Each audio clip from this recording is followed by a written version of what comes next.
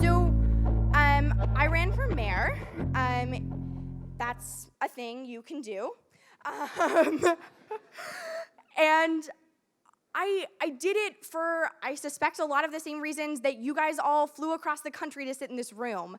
I did it because I cared a lot about other young people, and I cared a lot about our future, and I still do.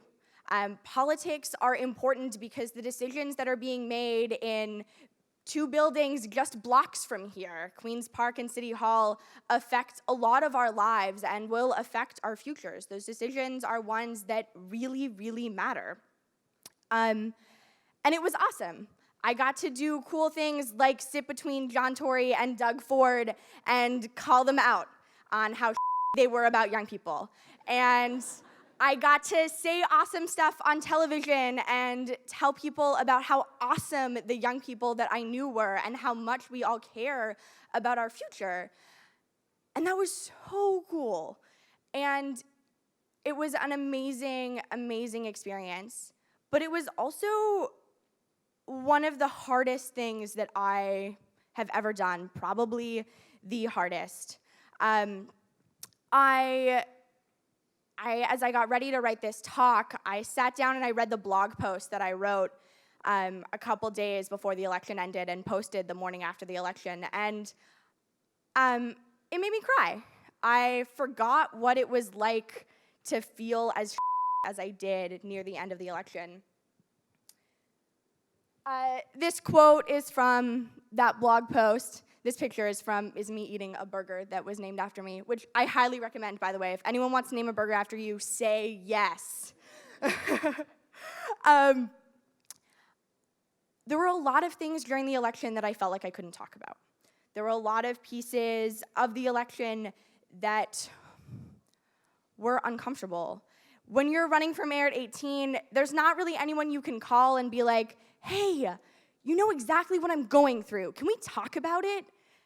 That's not really a thing. Like, even if I'd phoned John Tory would not have been able to be like, yeah, I totally know what it's like to be 18 and trying to run for mayor of the largest city in my country.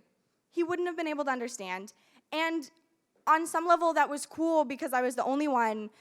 But on another level, it was hard because I was the only one. And when you do something that big, as even perhaps being in this room, you have high expectations for yourself, which is awesome. It's awesome to expect yourself to be great, and it's awesome to have the people around you expect you to be great. But sometimes those expectations can be really isolating, and they were for me.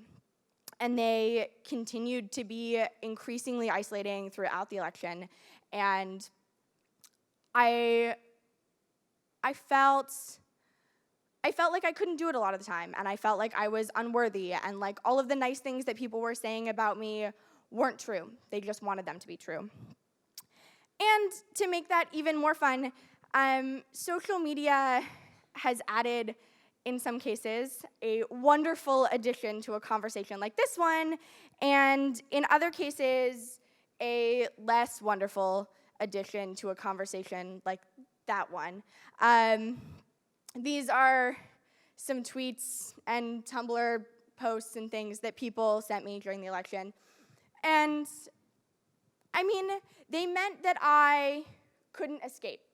That when I was sitting in my bedroom, there were people who could still tell me that I wasn't good enough, and that there were people who could still tell me that I wasn't trying hard enough, that I got to feel inadequate no matter where I was or what I was doing, that there was things that I wasn't good enough to do, that I wasn't good enough to be mayor of Toronto, or that I wasn't good enough to be speaking about young people, or wasn't good enough even to, stand on this stage, perhaps.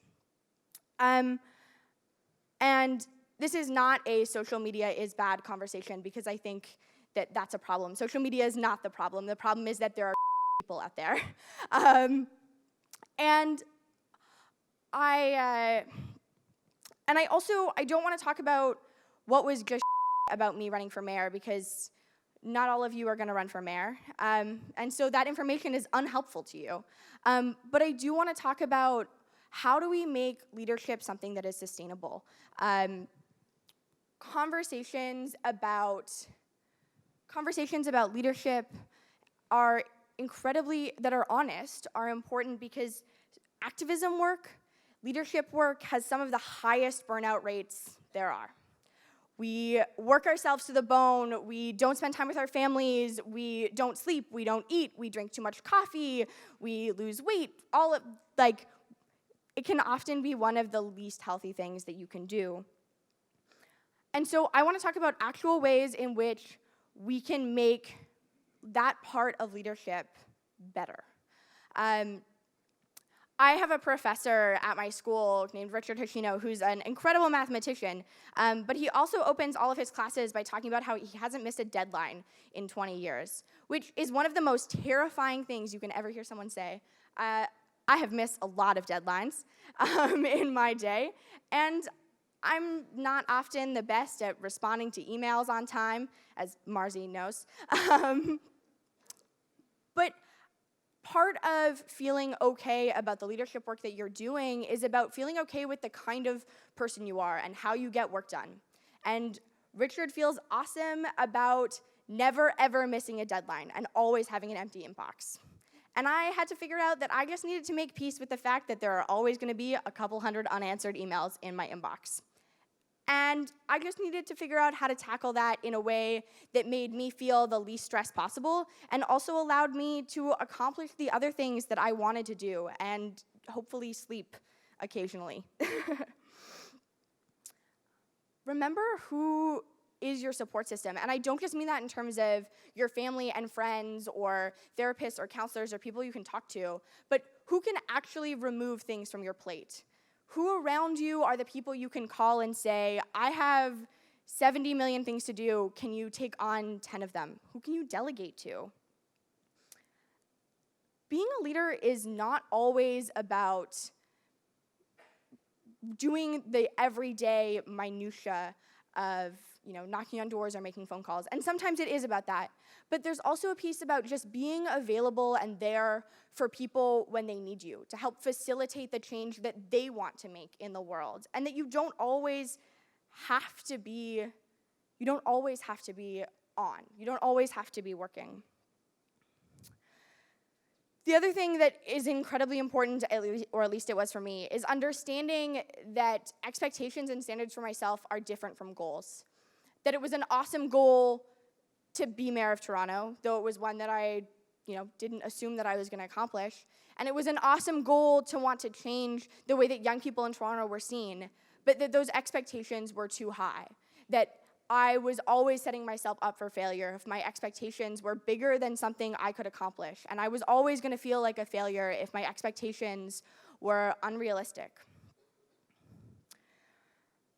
But there's the biggest piece for me about kind of the leadership that I've done since the election in settings like this, or at my own university, or in scouting or other settings, has been about figuring out when I needed to take a step back, when I needed to say no, and how to do those things.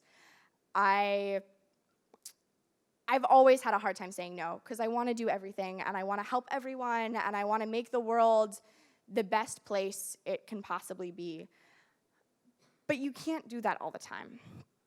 And I think that it has helped me immensely to hear repeatedly, because it doesn't work the first time, that it's okay to say no to things. That it's okay to email and say, actually, I need to do that next week. Or, no, I can't meet with you.